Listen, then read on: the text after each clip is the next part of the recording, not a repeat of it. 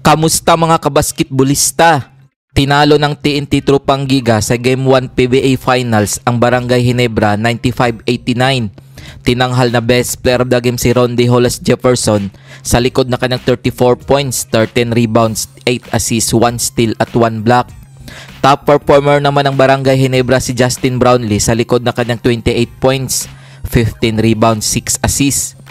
Nagtala si Pogoy ng 15 points, 2 rebounds, 1 assist, 1 steal at 1 block. Oftana 10 points, 9 rebounds, 4 assists at 1 steal. Kelly Williams 8 points, 4 rebounds, 1 steal at 1 block. Heruela 1 rebound, 4 assists at 2 steals. Hollis Jefferson 34 points, 13 rebounds, 8 assists, 1 steal at 1 block. Nag-ambag naman si Nambatak ng 10 points, 2 rebounds, 3 assists.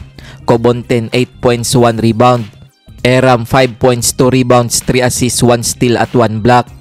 Auren 5 points, 1 rebound. Rason 2 rebounds. Kung bago ka pa lamang sa channel na to, mag-like na at subscribe.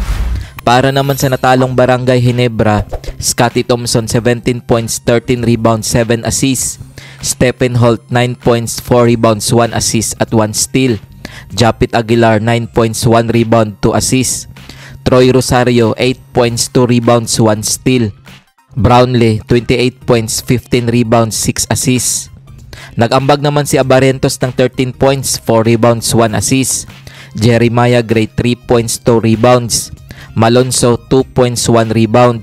Ahan Mise 3 rebounds, 1 assist. Kung umabot ka dito sa video na to, mag-like na at subscribe.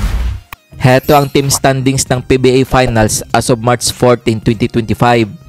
Nakuha ng TNT Tropang Giga ang 1-0 lead kontra sa Barangay Ginebra.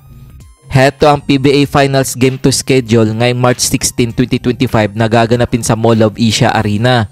Maglalaban ang Barangay Ginebra at TNT Tropang Giga alas 7:30 ng gabi. Kung nagustuhan mo ang video na to, mag-like na at subscribe.